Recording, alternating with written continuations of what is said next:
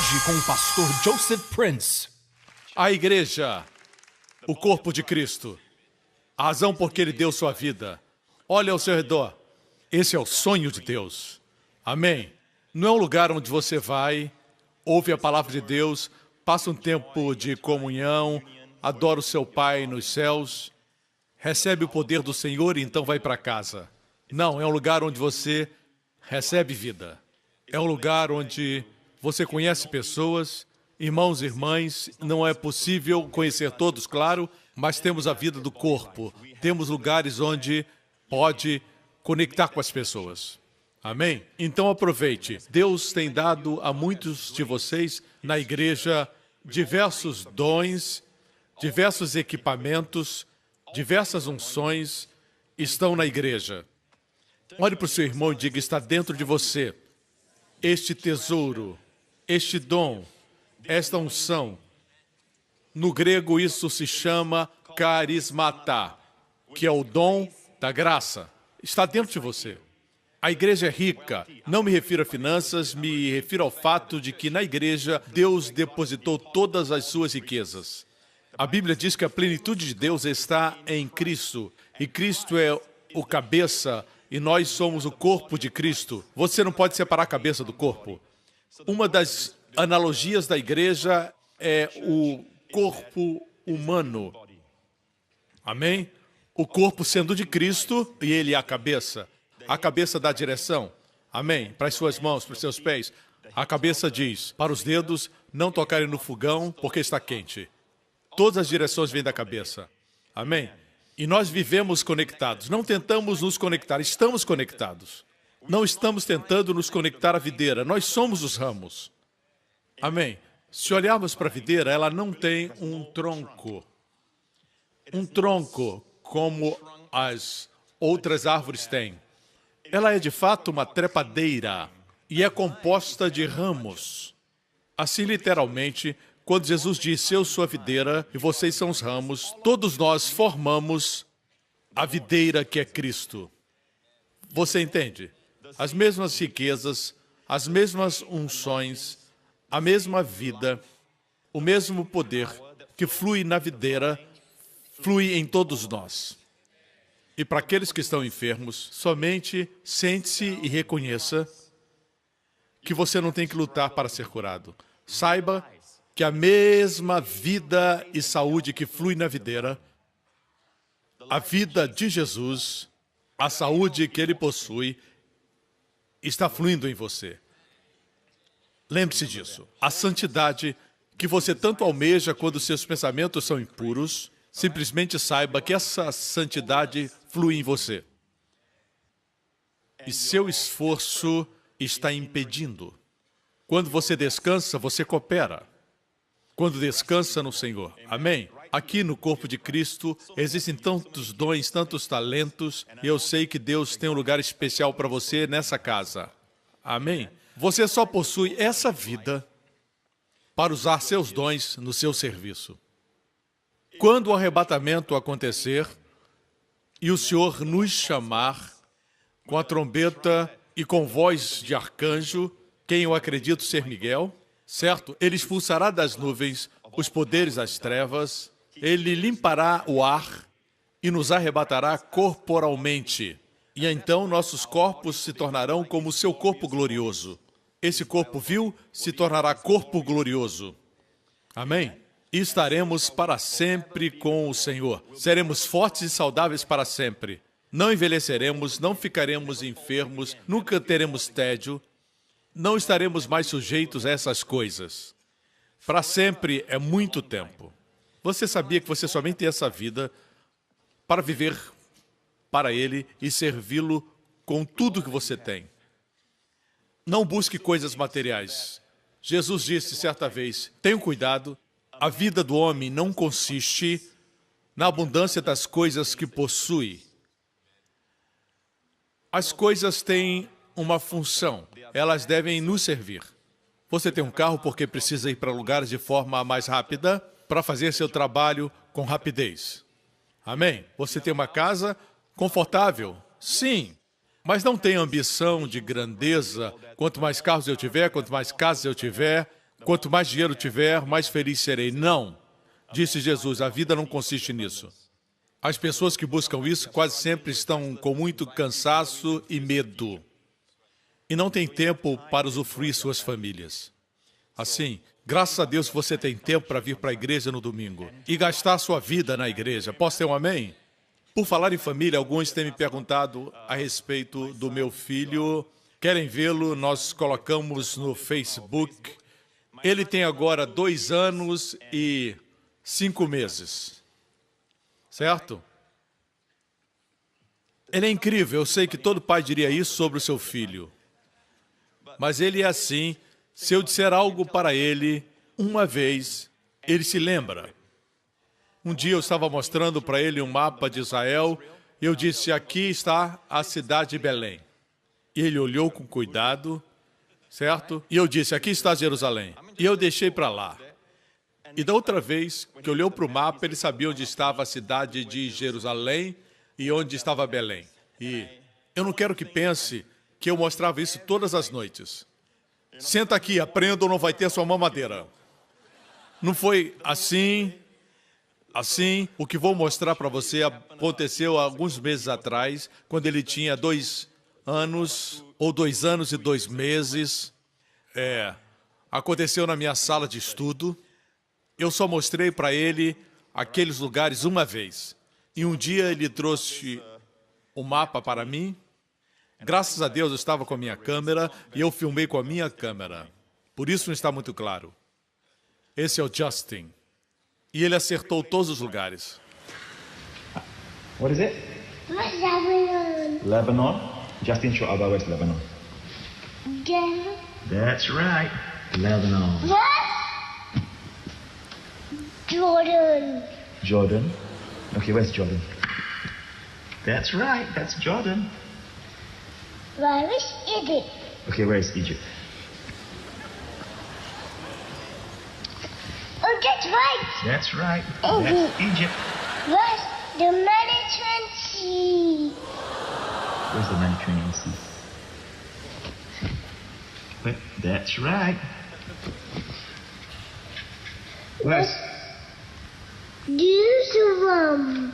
Jerusalem? Okay, where's Jerusalem? Oh, that's right. That's right. That's Jerusalem. Where's Beersheba? Where's Beersheba? Yes, that's Beersheba. That's good, son. What about Bethlehem?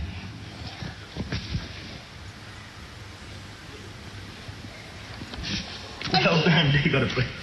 Where's the Dead Sea? Yes. Where's the Sea of Galilee? Very good. Where's the mountain of Israel? Now, where's the mountain of Israel? Where? Yeah, that whole range. Well done, son. Let me see your Thomas. Say, I love you, Adam. I love you, Abba. Oh, look. Thomas is number 1. Sim, Thomas é o número 1. Não é Abba. Ele tinha 2 anos e 2 meses. Eu quis compartilhar um pouquinho da minha família, porque isso é vida. Você está vendo meu filho crescer, você viu Jéssica crescer e ela ainda não casou.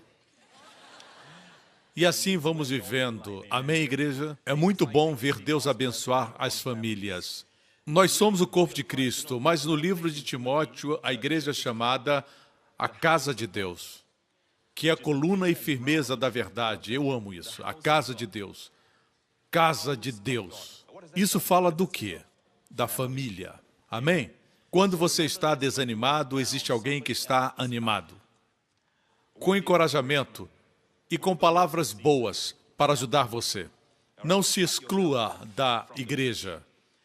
Nós descobrimos que uma das atividades demoníacas que vemos na Bíblia é o diabo tentando fazer as pessoas se excluírem.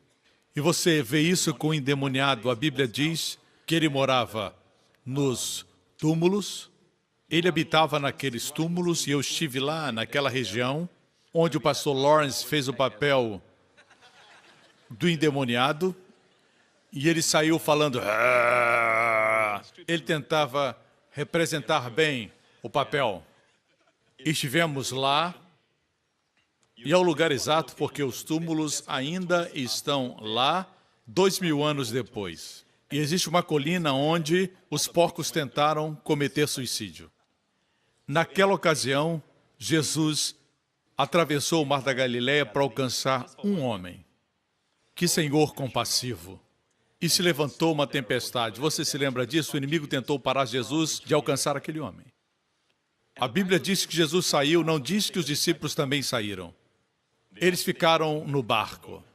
E a Bíblia diz que aquele homem que estava profundamente endemoniado caiu aos pés de Jesus.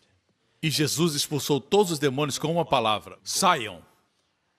Nós não sabemos muito sobre esse homem, não sabemos por quantos anos ele estava naquela condição. A Bíblia diz que ele habitava nos túmulos sozinho e se cortava com pedras. Uma atitude suicida, se cortando. Assim é a geração dos nossos dias. Precisamos ajudá-los, porque muitos deles estão se cortando. Se sentem sozinhos na multidão. E o Senhor se importa, o Senhor ama. Amém? A Bíblia diz que quando o Senhor libertou, ele queria segui-lo, e a Bíblia diz que ele estava vestido e em perfeito juízo. Ele estava nu antes. Essa tendência para tirar a roupa é demoníaca. Quando o Senhor o libertou, ele estava vestido e em perfeito juízo e estava assentado. Muitas pessoas não conseguem sentar. Não me refiro àqueles que estão andando agora, me refiro àqueles que no seu interior não conseguem se assentar, descansar. Esse homem conseguiu descansar aos pés de Jesus. Ele queria seguir ao Senhor, mas o Senhor diz: vai para casa e conta para os amigos as grandes coisas que o Senhor fez. Ele teve compaixão de você. O Senhor atravessa o mar somente por você. Ele ama você. Dê louvor a Ele, amém? Ele é um Senhor maravilhoso e Ele é a razão por que estamos aqui. E eu rogo a vocês que creem na graça, que não nos distraiamos. Agora na América está acontecendo uma revolução da graça de Deus. Não somente na América, mas também na Europa. O Evangelho da Graça está varrendo as nações. Mas cuidado com o extremismo, ok? Transformar a graça no universalismo, que afirma que todos estão salvos, não precisa evangelizar, nem testemunhar. Porque em todos os cultos temos um apelo para a salvação. Porque a Bíblia diz que aquele que tem um filho tem a vida. Aquele que não tem um filho não tem a vida. Amém? Ninguém ama as pessoas como o Senhor Jesus. E ninguém falou mais do inferno do que o Senhor Jesus. Hoje existe um ensinamento que diz que pelo que Jesus fez, ninguém vai para o inferno. Mas isso não é a mensagem da graça. Isso é heresia. Alguns têm chegado a esse ponto, estão tentando espiritualizar o inferno. Jesus disse que o inferno é um lugar onde o fogo nunca se apaga e o seu bicho não morre. Isso demonstra que não podemos espiritualizar isso. É um lugar literal. E este lugar não foi preparado para o homem, foi preparado para o diabo e os seus anjos. Mas se o homem rejeita Jesus Cristo, a única provisão, único escape, amém? O que lhe resta é isso. Amém? A Bíblia diz que um vaso de barro não pode dizer nada para o oleiro.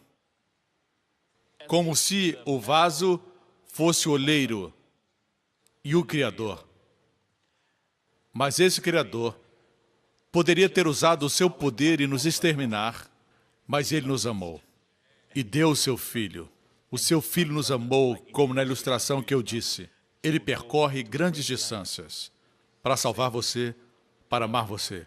Mas o que ele não vai fazer é desrespeitar sua livre escolha, forçando sua vontade sobre você. A graça é cordial, a graça é respeitosa. Ele não vai forçar sobre você a sua salvação e nem vai forçar as suas bênçãos. Você precisa convidá-lo. E mesmo após sermos salvos, ainda o convidamos à nossa situação. Muitas vezes nós estamos agindo e não o deixamos agir. Ele espera que o convidemos. Posso ser um amém, igreja? Vocês estão aprendendo? Assim a pessoa de nosso Senhor Jesus Cristo é importante. Amém? Existem doutrinas hoje que desonram o nosso Deus. Por exemplo, eu acreditava nessas coisas alguns anos atrás por não conhecer melhor. Me arrependi e mudei de mente. Pensava de um jeito, mas mudei. Eu pensava que Jesus, o Senhor, podia ser tentado a pecar e até mesmo a cair em pecado. Por causa do versículo que diz que ele foi tentado em todas as coisas como nós, mas sem pecar. Existem alguns que dizem que ele podia ser tentado para pecar quando estava na terra, mas ele não pecou. Sendo assim, eles concordam que ele não pecou, mas podia ter pecado. Veja, essa doutrina é perigosa, certo? Existe uma verdade quanto à pessoa de Jesus encontrada na teologia que afirma que ele é impecável. Impecável quer dizer impossibilidade de pecar. Ele não podia pecar. Então, pastor, como o senhor explica o texto que diz que ele foi tentado em todas as coisas? A palavra tentado é peirazo no grego, significa tentado a pecar ou testado. Testado, é isso que ele foi, testado em tudo na vida. Foi experimentado, foi testado como homem. Ele foi testado para se tornar um sumo sacerdote fiel. Ele não foi tentado a dar um soco nos fariseus. Porque para alguém ser tentado assim, existe algo dentro de nós antes de tornar-se pecado. Sugerir que Jesus tinha dentro dele uma tentação e ele disse não a ela implica que ele tinha um corpo de pecado como todos nós. Mas a Bíblia é cuidadosa em Romanos capítulo 8, que afirma que ele tinha semelhança da carne do pecado e não a carne do pecado, mas a semelhança. Seu corpo era como o meu corpo e o seu corpo. É por isso que ele sentia cansaço. Amém? Se sentia desgastado, foi rejeitado, sentia tristeza. Amém? O amor sente tristeza. O amor se entristece, muitas vezes. Por isso, ele experimentou todas as vicissitudes do seu corpo humano, mas nunca uma inclinação para o pecado.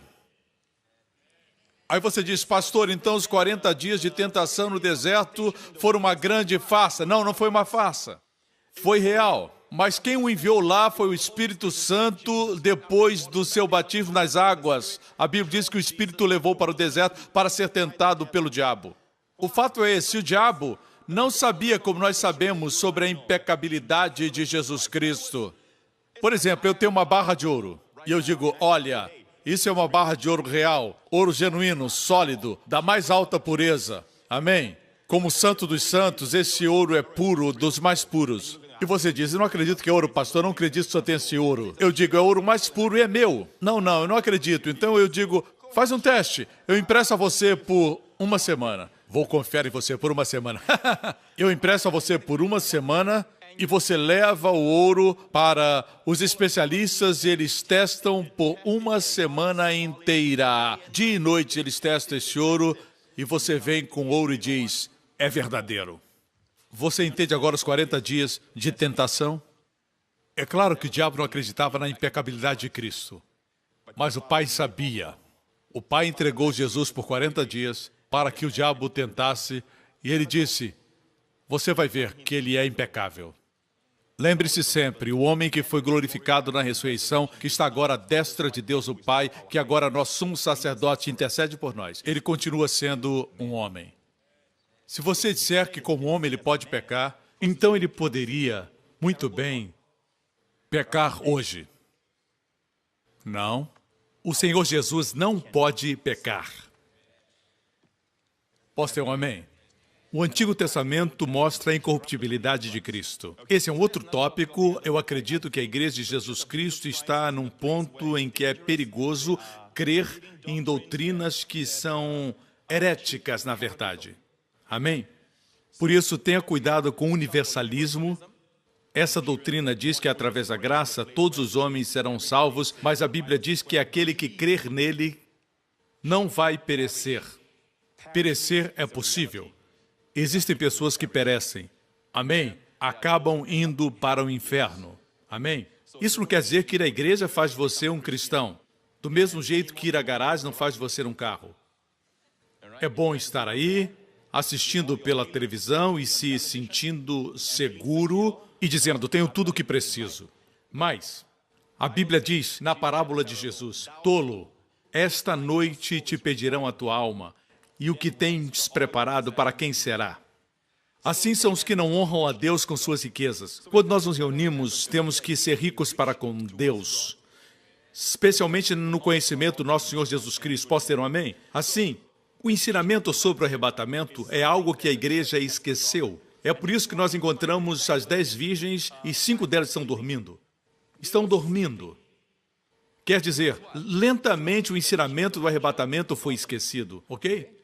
Assim, no livro de Apocalipse, quando fala das 7 igrejas, começa com Éfeso, e o problema lá eram os nicolaítas. Nico vem da palavra Nike. Nike quer dizer conquistador ou vitorioso. Se seu nome é Nicolas, significa conquistador. Nicolaíta, a palavra laico quer dizer povo. Nicolaíta é o conquistador do povo, mas a 7ª igreja é Laodiceia, que é a nossa geração e é rica. E diz coisas assim: eu não preciso de nada, sou rica. E o Senhor diz: você diz que é rica, mas na verdade você é pobre. Você diz que enxerga, mas é cega. Essa era a igreja de Laodiceia. Ela coexistia com Filadélfia, que era uma igreja irrepreensível. Assim, igreja, tenhamos cuidado para não colocar a nossa confiança e o nosso conforto e a nossa segurança no dinheiro. Não seja definido pela quantia que possui no banco. O que você tem não é quem você é. Posso ter um amém? Você é digno de pena se é assim que você se define. E se orgulha disso. Usar o dinheiro para se comparar com os outros não é sábio. Sempre haverá alguém mais rico que você. Não se compare aos outros. Olhe para o Senhor, deixe que sua glória o transforme e faça de você uma pessoa rica para com Ele. E todo o povo de Deus diga amém. Estou concluindo o segmento de hoje sobre o arrebatamento. Amém? Foi só a introdução. Amém. Glória a Deus. Você não se alegra de ouvir uma voz aqui do púlpito, daqui de cima, dizendo: eis que o noivo está chegando.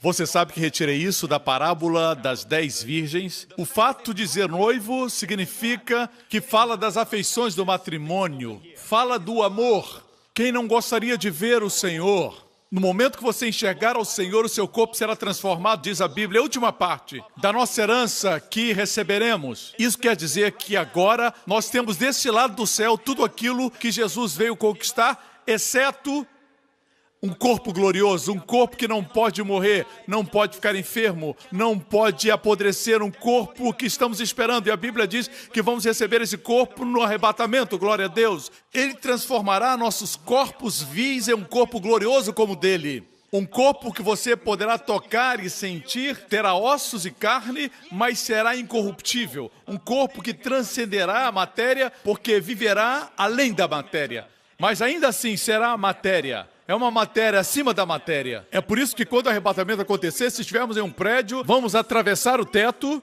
sem bater a cabeça. Amém? É um corpo que pode comer, porque Jesus, o seu corpo glorioso, depois de ressuscitar dos mortos, comeu.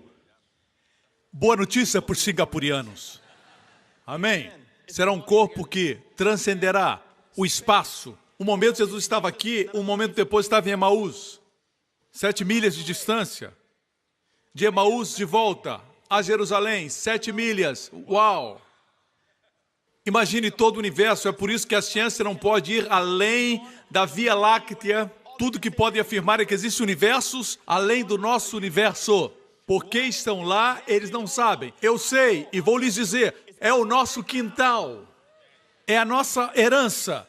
Nossas mentes são tão pequenas que olhamos para o nosso Lamborghini, eu disse nosso, mas eu não tenho um, eu quero que você saiba. E falamos, uau! Verdade? E os céus e os anjos riem de nós. E dizem, vocês chamam isso de veloz e furioso? É como brincar com brinquedos. Amém?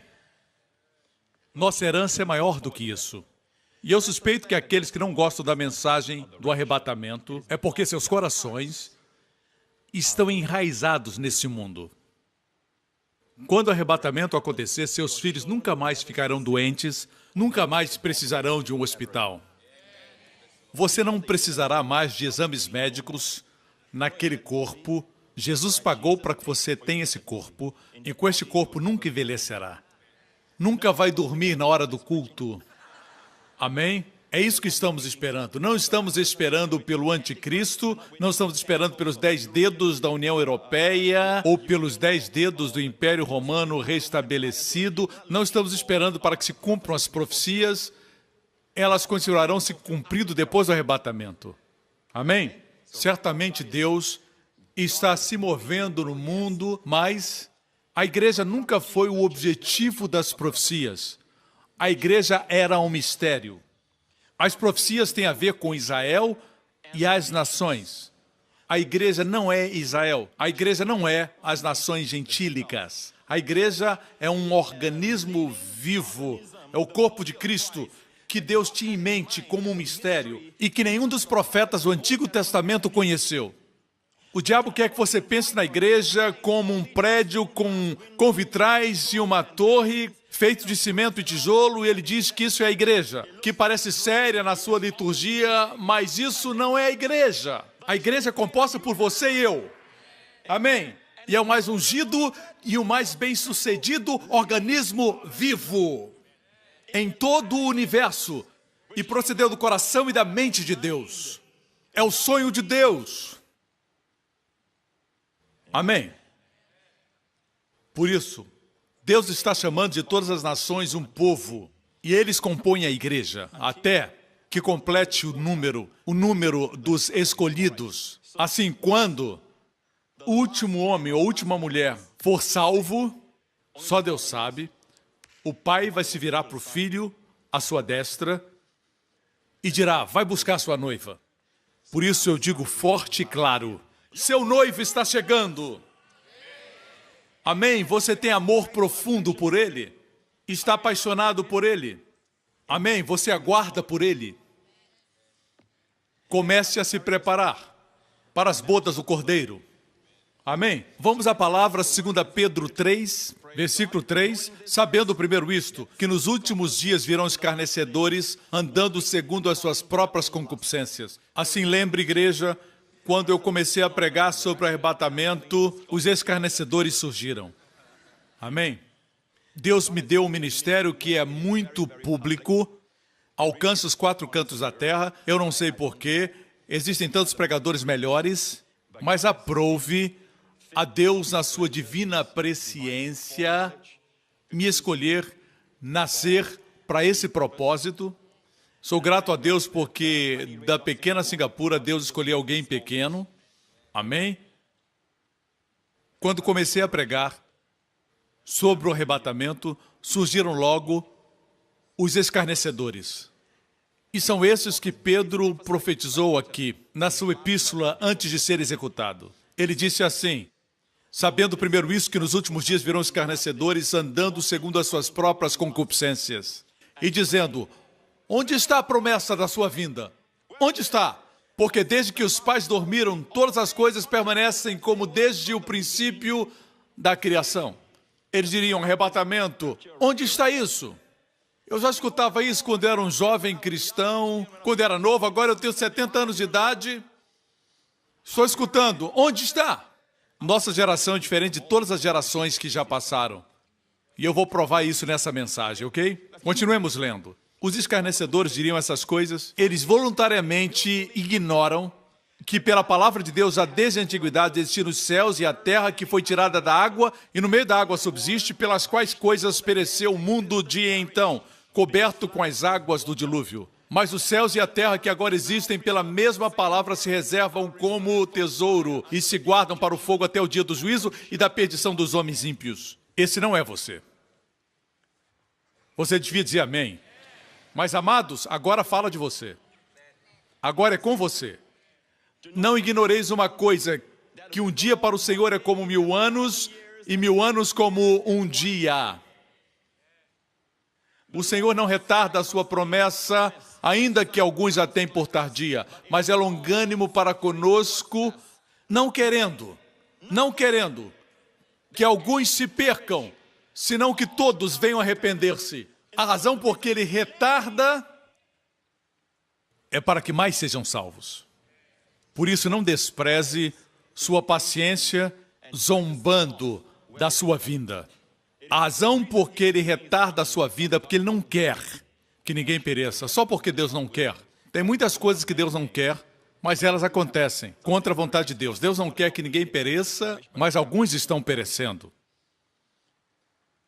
Precisamos conhecer a vontade de Deus e a resposta dos homens. Só porque Deus não quer dizer que a vontade de Deus é feita e o mundo inteiro seja salvo. Nós lemos que os homens ímpios verão a perdição. Aqueles que não têm Cristo, aqueles sem Deus. A Bíblia diz que essa é a única razão. Não despreze sua longanimidade. É porque Ele não quer que alguns se percam. Ele é paciente. Quando Deus enviou o dilúvio, no tempo de Noé, existia um homem chamado Enoque. E Enoque teve um filho. E após ter o filho, a Bíblia diz que Enoque andou com Deus. Que declaração incrível. Seu filho deve ter trazido uma revelação que o fez andar com Deus. E seu filho foi chamado Matusalém. Matusalém significa, quando ele morrer, virá. O que virá? O dilúvio. Você sabe o que Deus fez com Matusalém? Deus fez dele o homem que teve a vida mais longa na Terra. 969 anos de existência. Quase 1000 anos. Porque Deus disse para Adão, o dia que você comer do fruto, 1000 anos para o Senhor é um dia, o dia que comer morrerá. Deus não deixa o homem passar de 1000 anos porque Ele disse para Adão, no dia em que você comer do fruto, você morrerá. Mas Matusalém viveu quase 1000 anos. 969 anos. Tão perto. Por que Deus o fez viver tanto? Porque Deus era longânimo até com o mundo do tempo de Noé. Não queria que ninguém perecesse, nem mesmo aqueles que se envolveram com os anjos caídos, nem os que se envolveram em práticas abomináveis. Ele é paciente, paciente. E ele diz, quando esse menino morrer, virá. E ele foi a pessoa que mais viveu na terra. Que grande paciência tem o nosso Deus. A paciência de Deus. Nós temos que entender a paciência de Deus, mas também entender a severidade de Deus. Para com aqueles que rejeitam a Jesus, mesmo depois de tudo que Jesus fez por eles. Literalmente passou pelo inferno na cruz. Por você e eu. Temos que entender que Deus é justo. Veja um juiz. Qualquer juiz que preside hoje numa corte no mundo, não pode dizer, eu vou ter compaixão de você. No seu caso, eu sou uma boa pessoa e vou ser bom para com você. Ele não vai ser juiz por muito tempo. Assim, o juiz do universo tem que ser justo. Você entende? E é porque ele não pode permitir que o pecado entre na sua presença que ele enviou o seu filho. Assim, o seu filho assumiu o nosso lugar na cruz. E porque nossos pecados foram julgados no corpo de Jesus Cristo. E se crermos nisso e recebermos Jesus como nosso Salvador e Senhor, do ponto de vista legal, Deus olha para você e diz, você não pode ser punido mais por seus pecados. Porque seus pecados foram punidos no seu divino substituto, em Cristo Jesus. Por isso a justiça de Deus está do nosso lado. Graças a Deus que Deus é justo. Ele nos dá um lugar seguro para apoiar a nossa fé.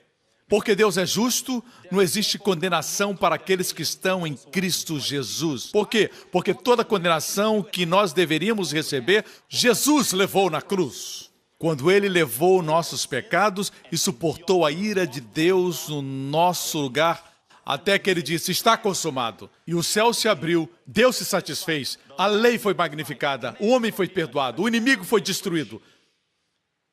E o Deus poderoso totalmente glorificado. Por isso, pela justiça de Deus, temos um fundamento justo para nos aproximarmos de Deus e devemos nos aproximar com ousadia, porque se agimos como alguém que não merece, questionamos o que Cristo fez na cruz. Devemos chegar com ousadia para honrar o que Jesus fez. Você se coloca diante de Deus e diz, eu sou a justiça de Deus em Cristo. Em Cristo.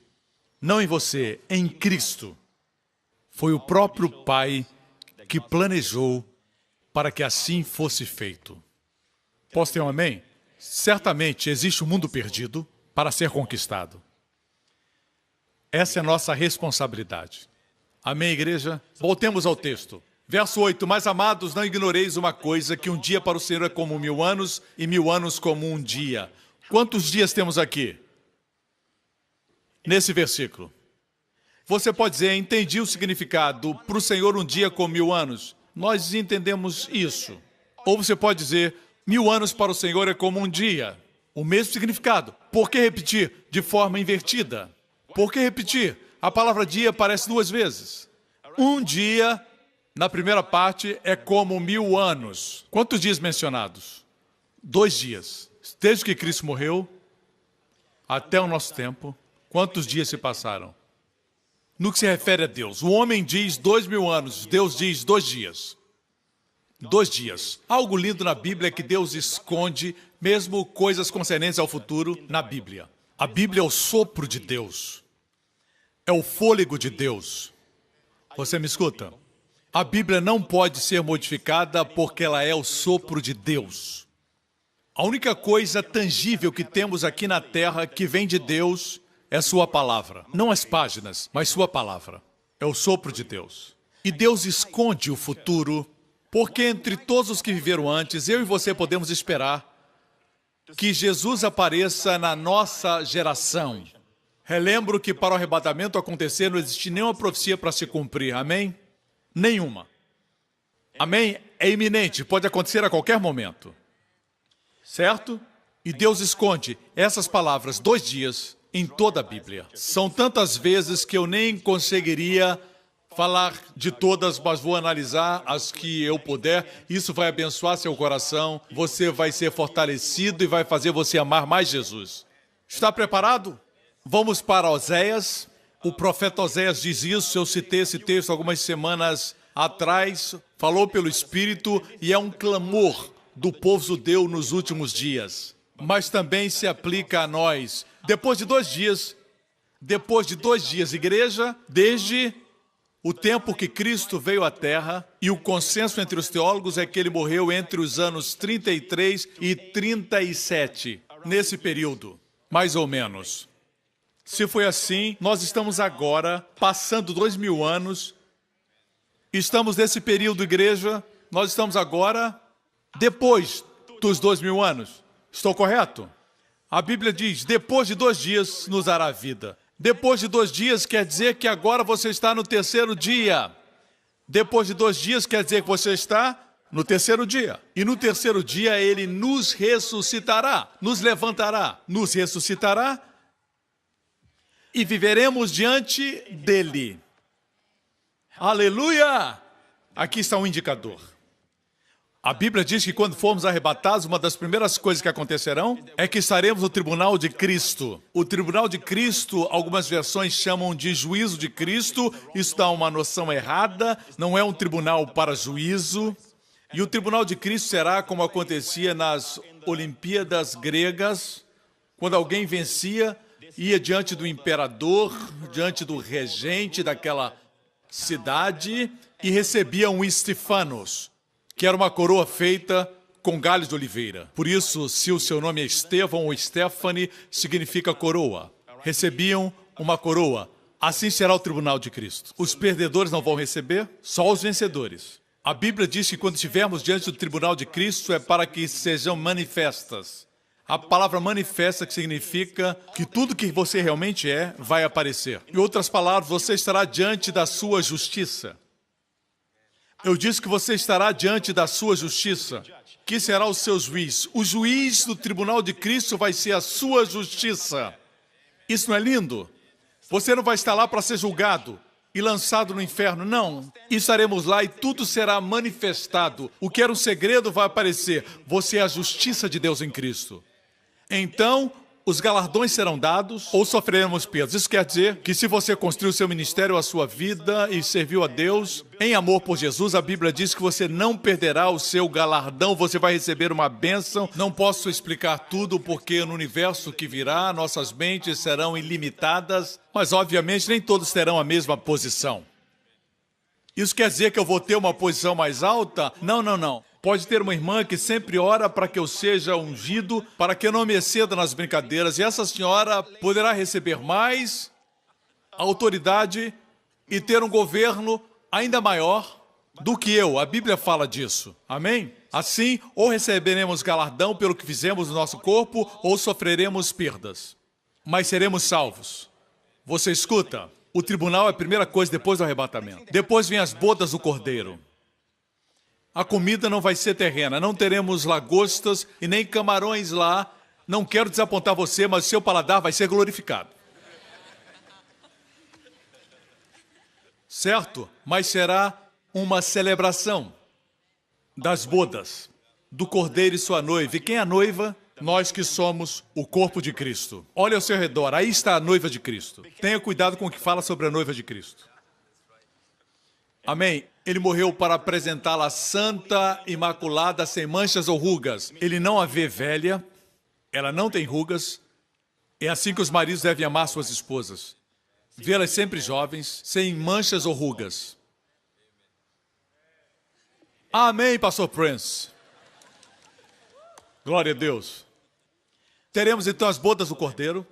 Veja, no Evangelho de João, todos os milagres de Jesus no Evangelho de João são chamados sinais. Não são chamados de sinais nos evangelhos sinóticos, mas no Evangelho de João são chamados de sinais. Os milagres são chamados de sinais em João, porque os sinais apontam para algo, para alguma verdade.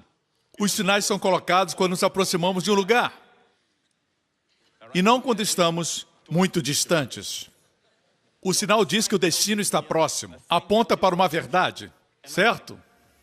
Não existem nomes sem importância na Bíblia, não existe números sem importância na Bíblia. Tudo que está na Bíblia está lá com um propósito. Se você crê que a Bíblia é o sopro de Deus, tudo que está registrado tem um propósito. Vejamos o primeiro sinal em João capítulo 2. E ao terceiro dia, veja, fizeram-se umas bodas em Caná da Galileia, ao terceiro dia. Eu afirmei que no terceiro dia vamos ser arrebatados. Você sabia que estamos no terceiro dia? Veja, irmão, nós estamos agora no terceiro dia. Estamos literalmente no terceiro dia. E as bodas do Cordeiro vão acontecer no terceiro dia.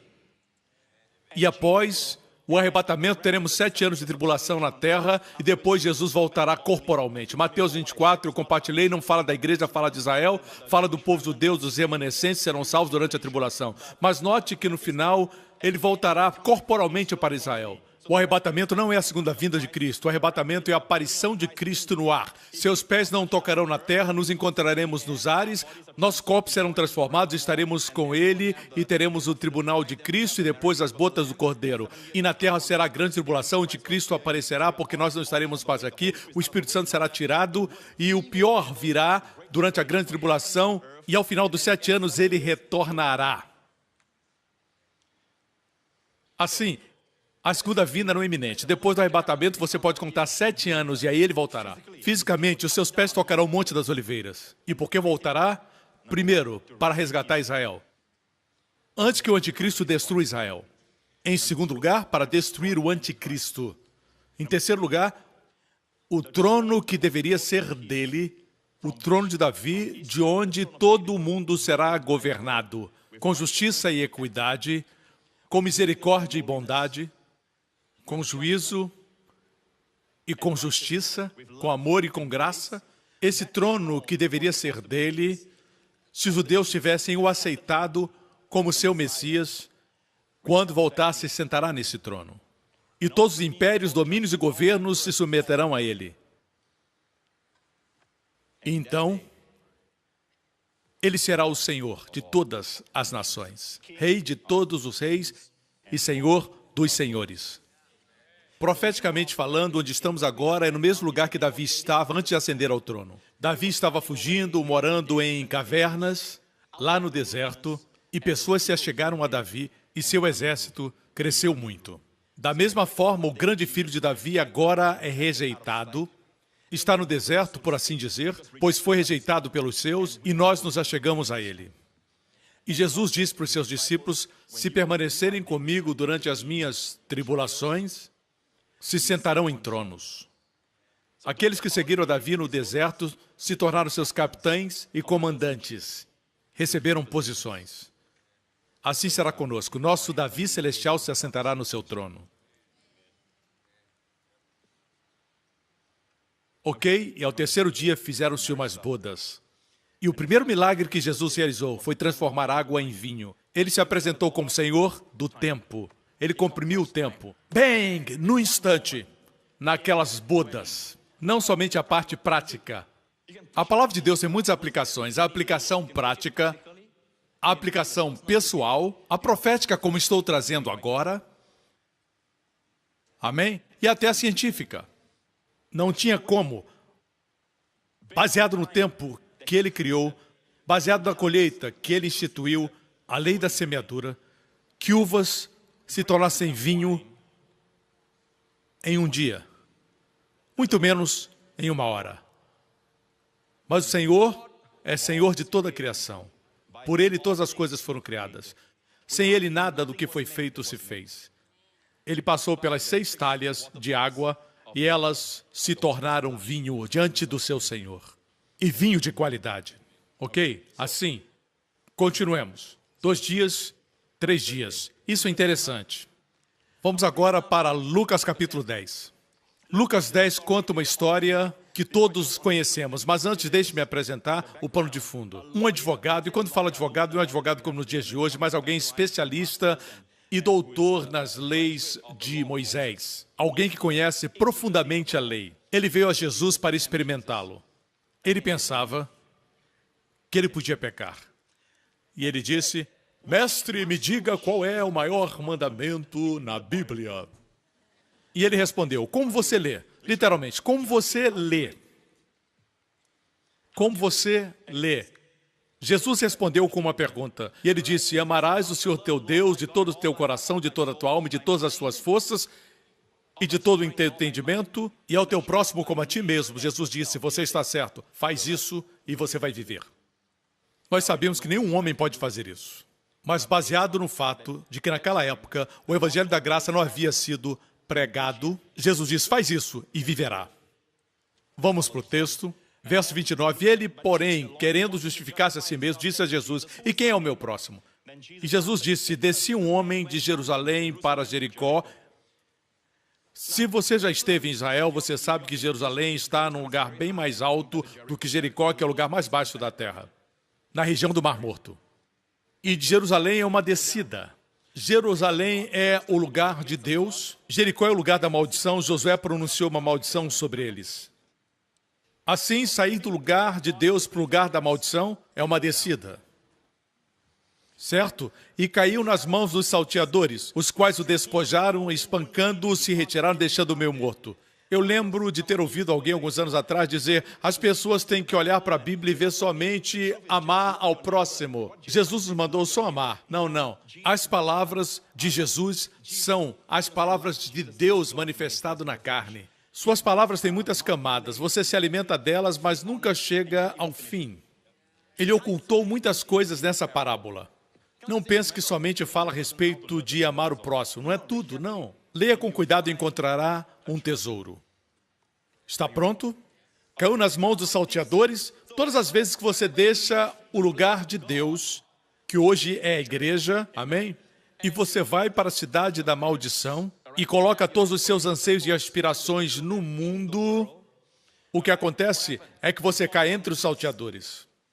O diabo é o principal salteador, o grande ladrão. E ele usa a religião cristã. Tenha cuidado, cristianismo não é uma religião.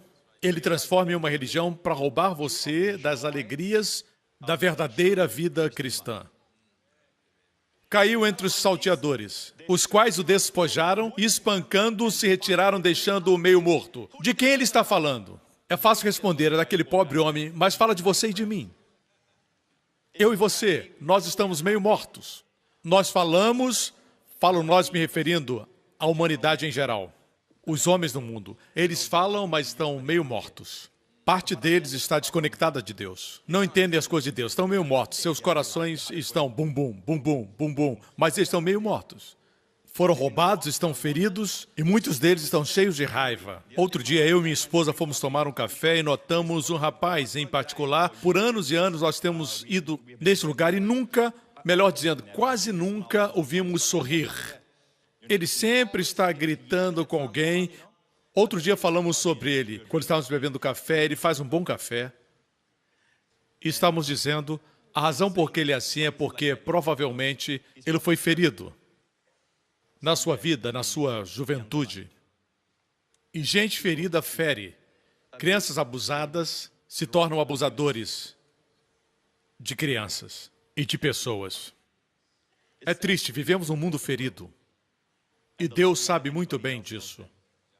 Somos meio mortos, roubados e não percebemos isso porque estamos meio mortos. Estamos feridos. Continuando, Jesus continuava falando. E ocasionalmente um certo sacerdote descia pelo mesmo caminho e vendo-o passou de largo. De igual modo, também um levita, chegando àquele lugar e vendo-o passou de largo. Dois grupos de pessoas. Os sacerdotes são aqueles que servem dentro do templo. Os levitas são aqueles que assistem o sacerdote no seu serviço. Em outras palavras, essas pessoas deveriam conhecer Deus, deveriam estar em contato com Deus, mas se recusaram a ajudar quem precisava, passando de largo. Cuide para não transformar o cristianismo em religião. Passaram de largo. Obviamente se referia ao doutor da lei que fazia a pergunta. Quer saber quem é o próximo que você deve amar? Ouça a história, Jesus disse. Isso é lindo. Mas um samaritano, você precisa saber a respeito dos samaritanos. Os samaritanos eram o que os judeus hoje são para os palestinos. Eles não olham no olho. Vocês entendem? Eles se odeiam. Estou generalizando.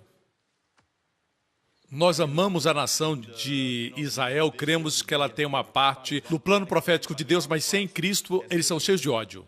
Eles se odeiam e mesmo na época de Jesus, os fariseus odiavam os samaritanos porque eles afirmavam serem judeus. Eles não eram. Tinham suas próprias escrituras. Tinham os 5 livros de Moisés, o resto era a história deles. Por isso, quando o doutor da lei ouviu Jesus dizer um certo samaritano, ele deve ter reagido, dado um passo atrás. Que ia de viagem, chegou ao pé dele. Chegou ao pé dele, ele não fugiu, ele chegou ao pé dele. Amigo, quem é este bom samaritano? Um bom samaritano. Jesus queria que ele soubesse quem ele é. E quem é? Ele mesmo. Ele veio como um divino estrangeiro.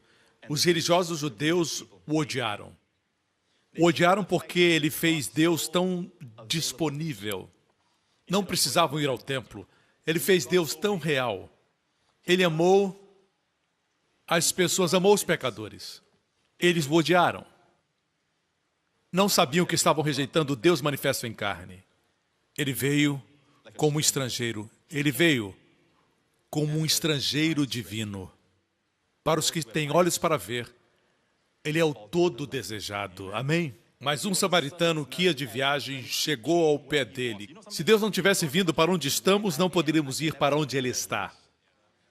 Todo o sistema religioso diz para você, faça isso, faça aquilo, cumpra esses 7 passos, esses 8 passos, e depois você se esforça e tenta se esticar. E se estica todo para tentar chegar ao céu.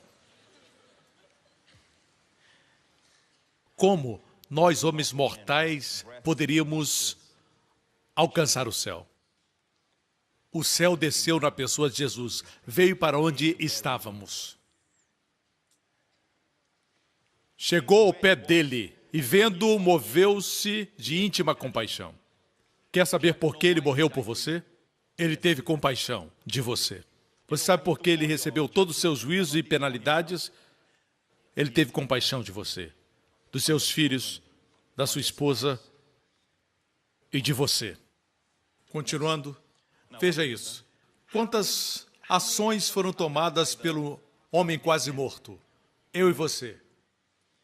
E veja depois quantas ações foram tomadas pelo Senhor, o bom samaritano.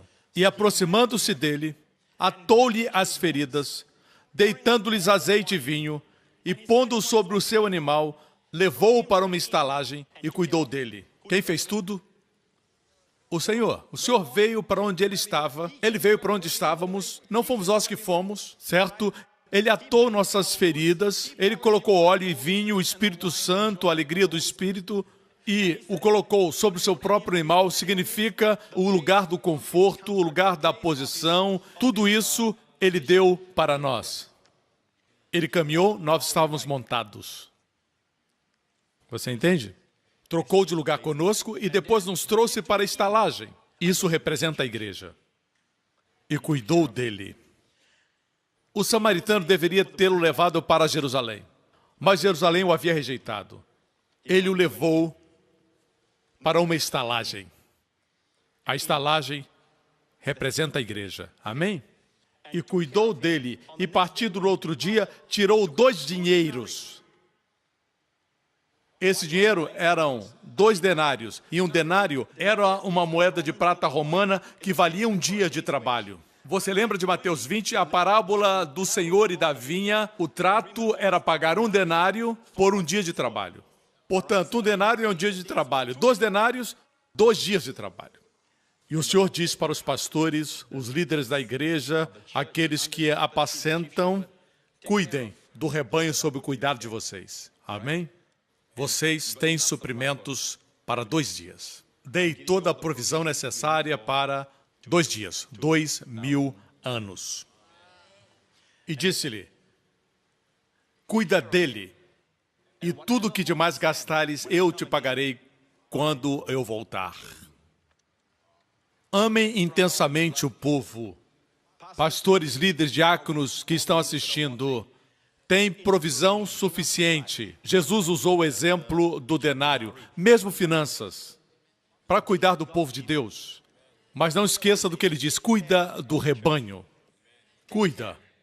E se gastar mais, não pense que eu não pagarei.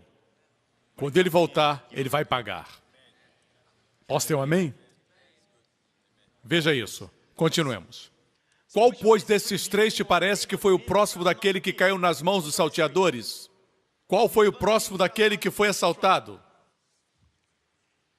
Muitas pessoas leem da forma errada esse versículo. O que elas leem? Eles sempre que contam essa história dizem que o bom samaritano é aquele que amou o seu próximo.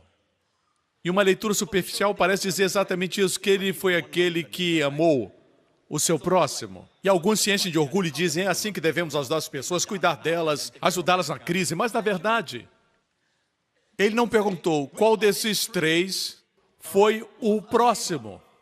Não diz qual desses 3 amou o seu próximo. Não diz isso. Nós achamos que diz isso. Mas, na verdade, diz qual desses 3, pois te parece que foi o próximo daquele que caiu nas mãos dos salteadores. Temos que amar o próximo. Qual dentre esses 3, o sacerdote, o levita e o samaritano? Temos que amar nosso próximo. Qual desses 3 é o próximo? O samaritano.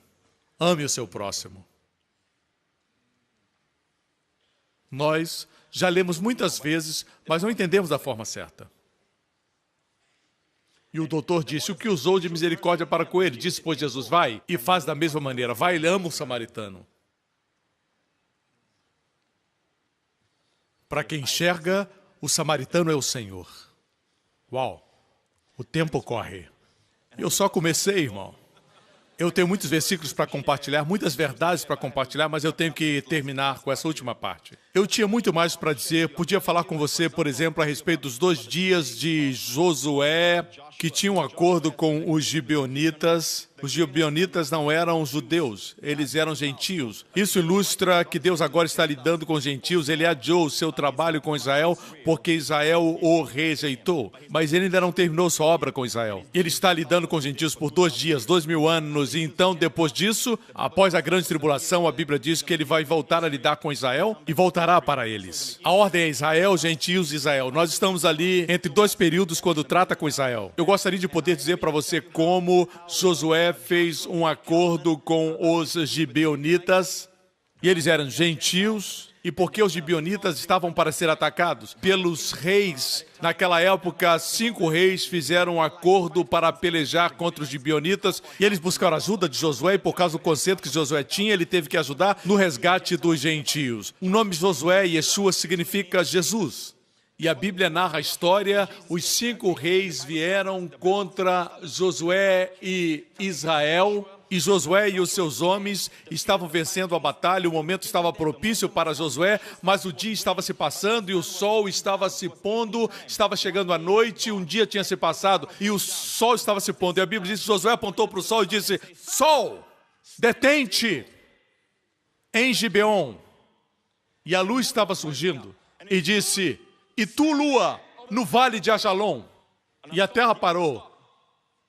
E a Bíblia diz que o dia foi longo.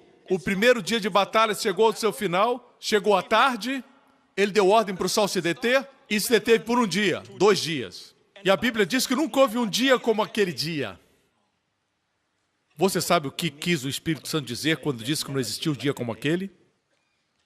Nós estamos agora no ano 2000. Estamos vivendo no dia quando Deus está detendo tudo, porque não quer que ninguém se perca. Por isso o sol da graça de Deus está brilhando sobre este mundo que ainda está perdido. Assim como ele fez com Matusalém, ele está assegurando. Não despreze esse fato. Não pense nem por um momento que a Bíblia não é verdadeira porque ele está tardando. E você pensa, quando virá? Quero agora falar sobre Jonas. Jonas é uma figura de Israel. Deus o enviou para pregar aos gentios, aos ninivitas. Ele não queria porque eles eram cruéis. E ele desceu, a Bíblia diz, e foi para Jope. Quando você se afasta de Deus, desobedece a Deus, você sempre vai para baixo, irmão. Você vai para baixo. E ele foi para Jope, que é Jafa de hoje, perto de Tel Aviv, e entrou no navio. Sabe o que aconteceu naquele navio? Uma tempestade apareceu. O oceano sempre representa as nações do mundo na Bíblia. E disseram para ele: como é que você pode estar dormindo? Olha a tempestade, estamos clamando aos nossos deuses. Todos os marinheiros eram gentios. E eles chamam esse judeu, que tipifica a nação de Israel. O que está acontecendo? Ele disse: eu sei por que isso está acontecendo. Tudo isso é por causa de mim. E eles disseram: o quê? E ele disse: podem me lançar no oceano e vocês terão uma bonança. Que sugestão louca. Ele disse: podem me lançar. Eles tentaram encontrar uma outra opção, mas finalmente eles disseram: ó Deus de Jonas, pela primeira vez eles oram para o Deus verdadeiro. A conversão dos gentios aconteceu após Israel rejeitar a Deus. Assim eles pegaram Jonas e lançaram para as nações do mundo, você entende? É por isso que os judeus se espalharam por toda a terra por 2000 anos. Mas Deus os reunirá. Eles foram dispersos e houve bonança, e a Bíblia diz que todos que estavam no navio se tornaram crentes. Mais uma vez, vemos os gentios. Quantos dias ficou dentro do peixe? 3 dias. A Bíblia diz. Mais uma vez vemos o sinal. Então, no final do 3º dia, nós estamos vivendo no alvorecer do 3º dia. Jesus ressuscitou no alvorecer do 3º dia. E vamos ressuscitar dos mortos corporalmente. Interessante, não é? Mas devo continuar. Eu tinha muito mais para falar, muito mais, mas eu tenho que continuar e concluir. Eu gosto disso. Eu gosto muito de pregar o Evangelho. Você não escuta, mas eu gosto de pregar. Vamos lá, João capítulo 4. É o último, João capítulo 4. João 4:3, deixou a Galileia e outra vez foi para a Galileia. Você precisa entender por que eu comecei no versículo 3, porque não temos tempo para expandir. A primeira parte do texto fala da rejeição dos judeus. Conspiravam contra ele, diz no capítulo anterior, quando esse texto acontece, eles haviam rejeitado Jesus. E a Bíblia diz que Jesus os deixou, ele saiu da Judéia, o lugar dos fariseus e dos religiosos e dos judeus. Ele deixou a Judéia e partiu para a Galileia. A Galileia também é uma área de Israel, mas eles são menos religiosos do que os da Judéia. Ele estava caminhando para a Galileia. Aqueles que já foram a Israel, de acordo com o mapa, como meu filho mostrou, você sobe, passa por Jerusalém e chega lá em cima na Galileia. A forma usual de ir é como está aqui no mapa. Você vê a Galileia lá em cima e você vê no meio Samaria, você vê Jerusalém abaixo. O caminho é subir em linha reta, passando por Samaria. Voltemos ao texto. Deixou a Judéia e foi outra vez para a Galileia. Profeticamente falando, ele deixou Israel, com o propósito de voltar quando o coração deles fossem humildes, como o coração dos habitantes da Galileia. Mas diz, e era-lhe necessário passar por Samaria. Veja, uma outra versão diz, tinha que atravessar Samaria. Ele precisava passar por lá. Saiba que existia uma razão porque ele precisava passar por Samaria. Porque a rota habitual dos judeus daquela época, voltemos ao mapa, no lugar da rota direta, sabe o que faziam? Porque odiavam os samaritanos, como falamos antes. Eles evitavam os samaritanos, eles cruzavam para o oriente do Rio Jordão e acompanhavam o curso do Rio Jordão e retornavam, cruzando de volta pelo Rio Jordão para a Galileia. Era um caminho bem mais longo. E os judeus usavam esse caminho para não passar próximo aos samaritanos. Importava a Jesus passar por Samaria. E por quê? Por uma pecadora que precisava ser salva. Por isso ele passou por lá. E ela não era judia, ela era gentia. Você entende? Ele deixou Israel para nos salvar e depois foi para a Galileia, voltando para o Israel humilde quando voltar. Um Israel humilhado. A Judéia é um Israel orgulhoso, cheio de justiça própria. Nós temos as Escrituras, nós sabemos melhor do que todos, mas na Galileia os judeus são mais humildes. A palavra diz que todo vale será exaltado e toda montanha será humilhada. Ficarão iguais em Cristo Jesus. Eu vou concluir agora com essa história. Foi, pois, a uma cidade de Samaria, chamada Sicar, junto à herdade que Jacó tinha dado ao seu filho José. E estava ali a fonte de Jacó. Jesus, pois, cansado do caminho, assentou-se junto à fonte. Era isso quase a hora sexta, à tarde. Veio uma mulher de Samaria tirar água, disse-lhe Jesus, dá-me de beber. Você conhece a história muito bem. Essa mulher havia tido 5 maridos. E aquele com quem vivia não era seu marido, ela vivia em adultério. Jesus precisar ir a Samaria por causa dessa mulher, mostra seu coração de amor. Aqui estamos em João capítulo 4. Em João capítulo 3, eu compartilhei como o Senhor mostrou para mim a diferença entre João 3 e João 4. Em João 3 nós temos Nicodemos vindo a Jesus à noite. À noite. No caso aqui, é à tarde. Ele procurou Jesus. Aqui, Jesus procura a mulher. Quando se refere a pessoas religiosas, orgulhosas, amém? Ele permitiu que viessem, mas para a mulher, ele foi. O religioso veio à noite para que os seus colegas não vissem. Jesus foi buscá-la no meio do dia, à tarde. Por isso a hora foi registrada. Jesus disse, mulher, ele estava sentado no poço. E a Bíblia diz que ele veio de uma longa jornada para encontrá-la meia morta. Para onde nós estamos, meio mortos. E ele disse, dá-me de beber. Ele não disse, mulher, você teve 5 maridos, vamos resolver essa questão agora. Você vive em adultério. Eu sei disso, eu sei.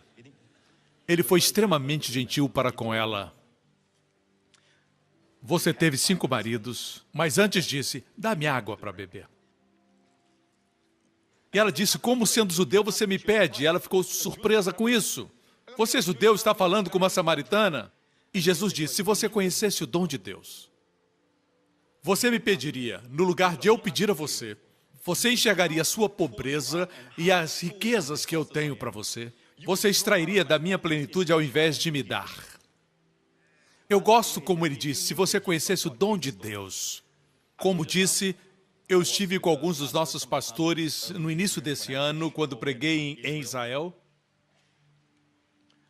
Tivemos a oportunidade de ir a Samaria e dessa vez encontramos o sumo sacerdote, ou o escolhido para ser o sumo sacerdote, e ele nos trouxe para o seu museu e nos mostrou uma parede com uma longa lista de nomes nos seus registros antigos.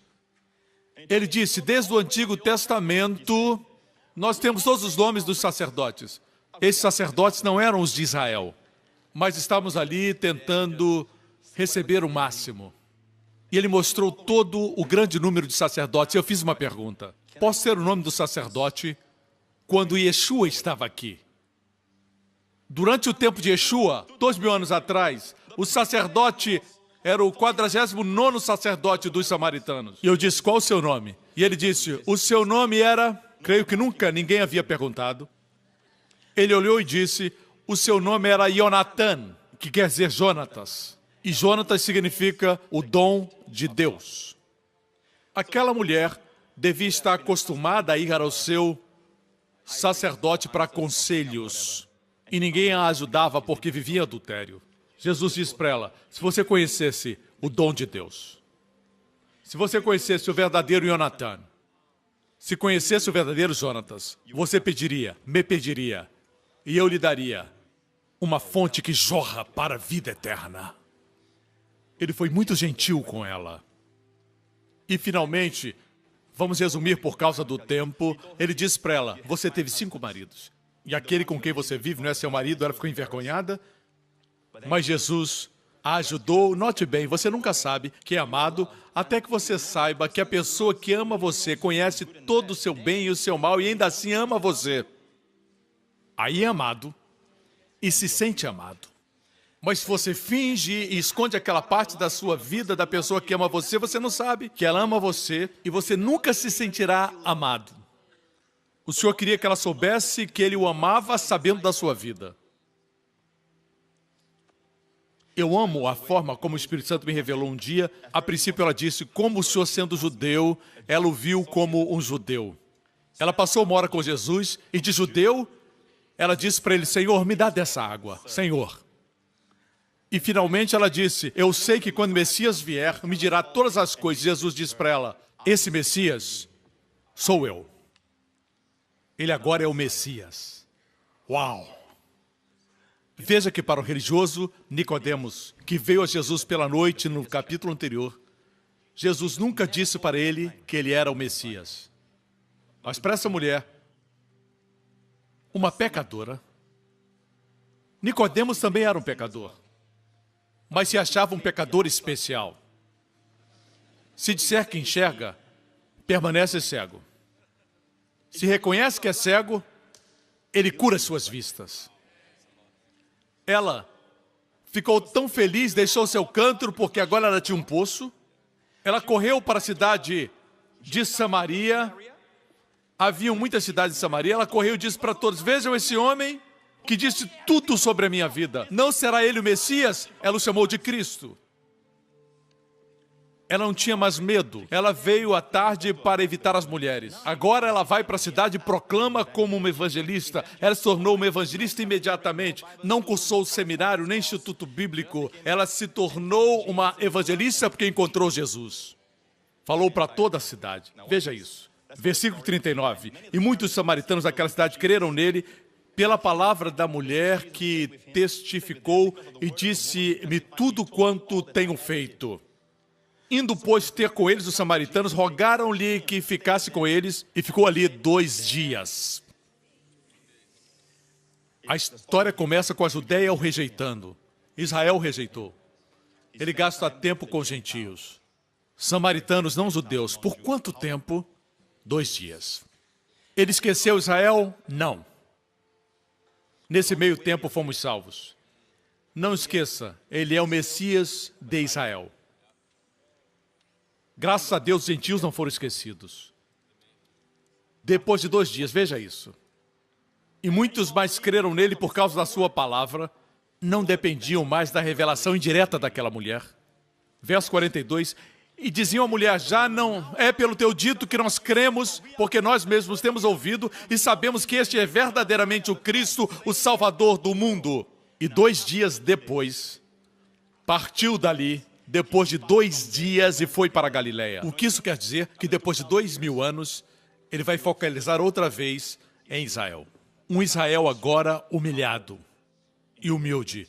Não vou contar a história por causa do tempo, preciso terminar. No final desse capítulo, a Bíblia diz que havia ali um homem nobre. Jesus foi para uma parte da Galileia que era Caná, onde fez seu primeiro milagre de transformar água em vinho. E lá, um nobre, um homem importante, veio a ele e pediu a Jesus, por favor, venha à minha cidade de Cafarnaum. Meu filho está muito enfermo, morrendo. E o Senhor disse para ele, vai, o seu filho está vivo. E a Bíblia diz que o homem creu na palavra de Jesus e ele ficou uma noite mais em Caná.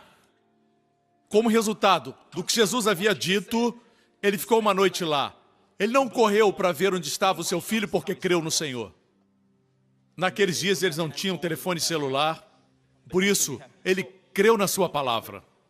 No outro dia, ele caminhou 16 milhas, que era o caminho de Caná até Cafarnaum, e ele foi. Chegando em casa, os servos vieram a ele e disseram, seu filho está bem. E a Bíblia diz que ele perguntou ao servo, quando ele ficou bem? Eles disseram, 1h da tarde. Na 7ª hora, a febre o deixou. Entendeu, pois, o pai que era aquela hora, a mesma hora, em que Jesus lhe disse e ele creu. Por que estou dizendo isso? Porque a história termina assim. Vamos ler? Ontem, às 7 horas, a febre o deixou. Próximo. Entendeu, pois, o pai que era aquela hora, mesmo em que Jesus lhe disse, o teu filho vive. E creu ele e toda a sua casa. Jesus fez este segundo milagre quando ia da Judeia para a Galileia. Veja, igreja, o primeiro milagre neste mesmo lugar, Caná, foi transformar água em vinho, para mostrar que ele é o Senhor do tempo.